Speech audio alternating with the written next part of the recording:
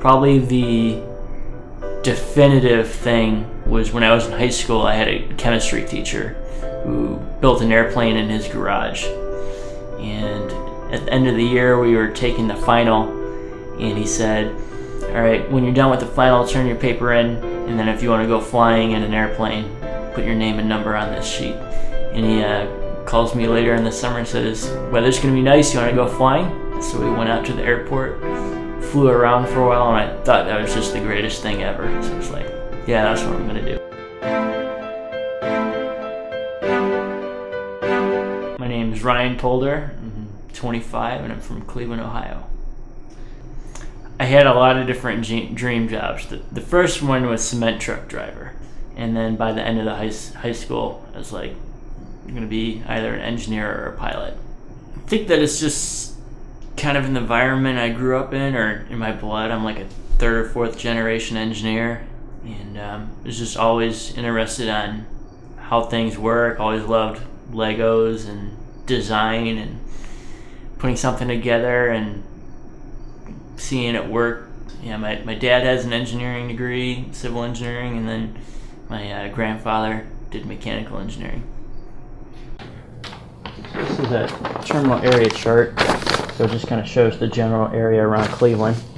So we're right here at Willoughby Lost Nation Airport. If we're going to do maneuvering, we'll do it over at Fairport Harbor here. This way we're away from all this airspace, and we're away from anybody that might be in the pattern or taking off or landing here at Lost Nation. After that, we can come west. We'll come from the east to west, and then downtown is right over here by Burke. You'll see that it's got a dotted blue ring around it. So if we go in here below 3,000 feet, and in fact we need to talk to anybody if we're between the surface and 8,000 feet here to get in this area.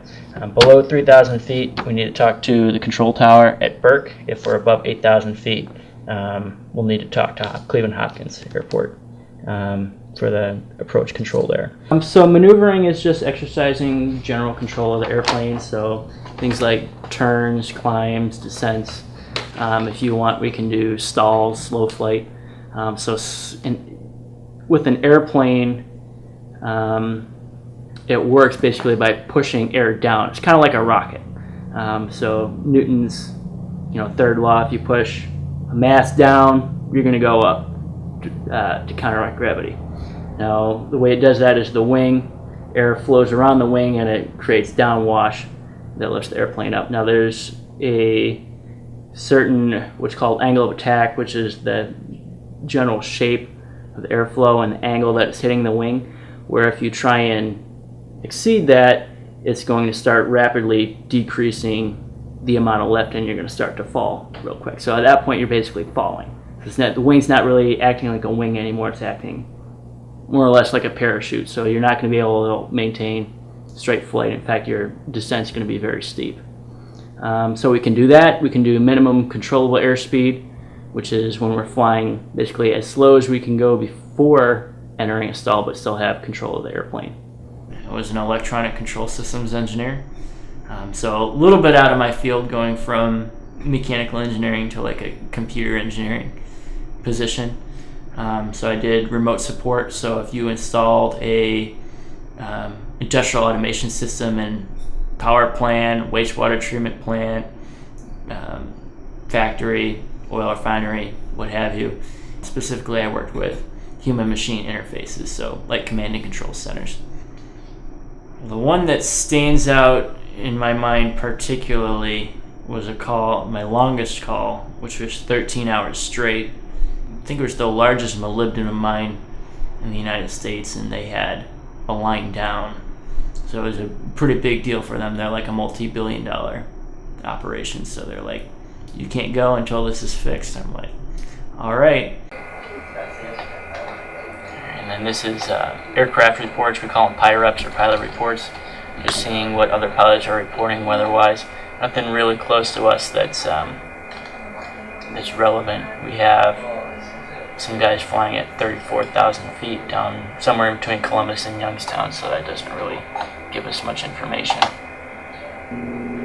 So So we'll check the notices for Cleveland Hopkins since we're going to be flying below their airspace. Check NOTAMs for here, and Burke, and county. Alright, so we'll call flight service and then we'll go out to the plane. Alright, so the first thing we're doing here is we're doing what we call sumping the tanks. So we're just pulling a fuel sample out of the lower points of the fuel system to make sure there's no contaminants like water or rust or broken O-rings or anything like that. So this sample from the left tank looks okay. Alright, and the drain. Blow this one into a second here.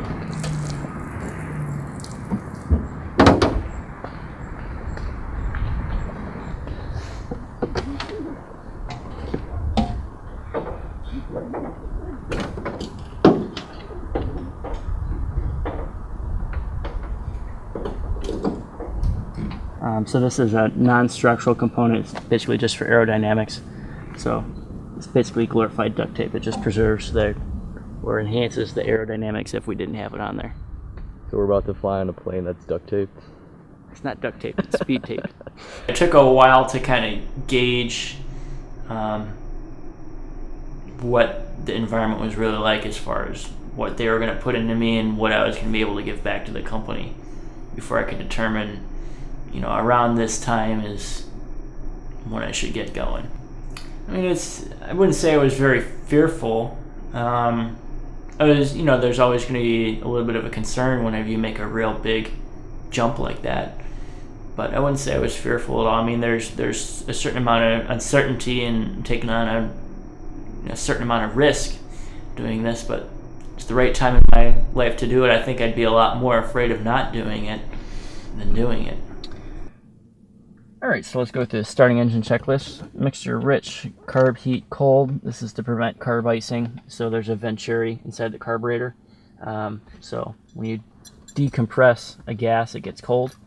So there's a low pressure zone on the inside of the carburetor, which cools down the air. If there's water vapor in the air, it can condense into ice and then choke off the carburetor, which we don't want to happen. So if we're operating when the engine is relatively cold or low RPMs, we'll pull the carb heat and that'll prevent that from happening. Master switch on both sides.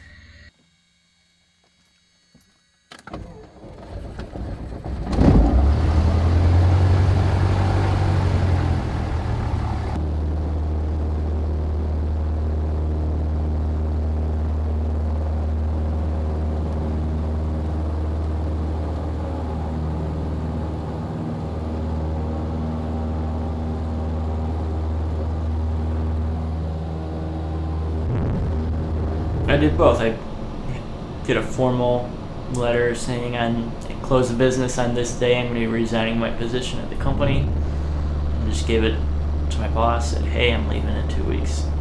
So by the time I quit, I had finished my private pilot's license. Well, it took me an abnormally long time because I started right when I started college, and it was kind of a situation where when I had time, I didn't have money. When I had money, I didn't have time. So start to finish for the private pilot's license took about 5 years. The legal minimum is 40 for what's called Part 61. Almost nobody does it in 40. I think I did mine in around 60 to 65.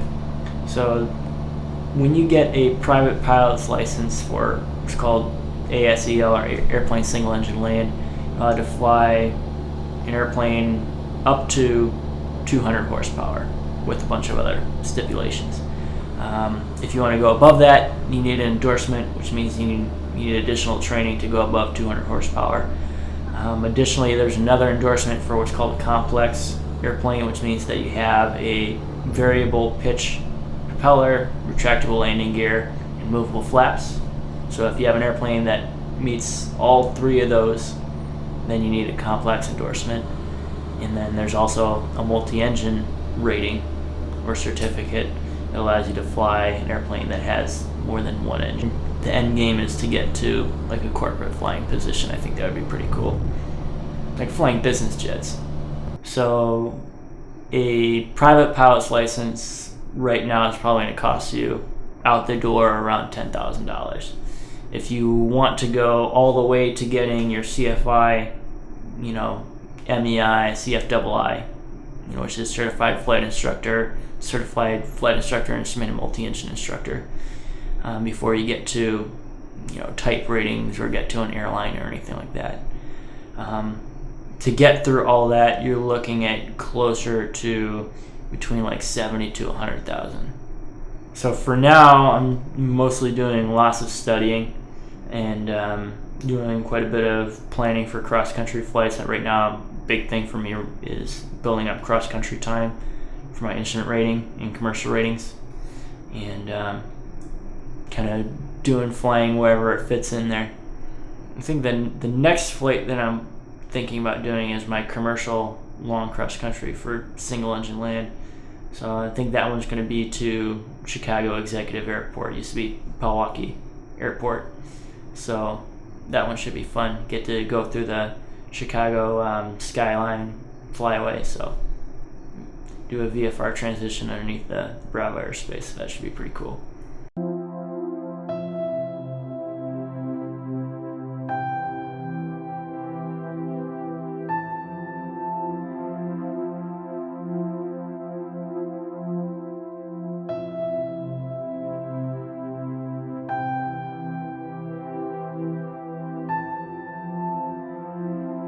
Scariest thing when I was learning, and this kind of set me back a little bit in getting ready to solo, but we were in the pattern and the wind shifted and I didn't notice it, and the instructor will let you screw up a little bit so you can see your mistakes. So I screwed up a little bit, but I didn't correct it, and we landed long and I was about to push the power in, go up for another lap in the pattern, and I thought we would be able to make it with a pretty comfortable margin, but my instructor didn't think so. So he says my airplane pulls out the power, maximum aerodynamic braking, doesn't stand on the brakes, but threshold braking, and I got a little chastising after that. Well, this is probably the best hiring environment for pilots in the past 40 or 50 years. So there's a big pilot shortage right now. As of July 2018. Another thing is kind of around the same time, they upped the requirements to fly at a 121 operator, saying that you needed to have an airline transport pilot license to be a first officer, which is like a co-pilot. So it used to be you only needed an ATP if you were the captain. Now they say you need to have an ATP just to be the co-pilot. So that raised the minimum requirements to get to an airline from 250 hours to 1,500 hours, so it increased it sixfold. So that also created a shortage.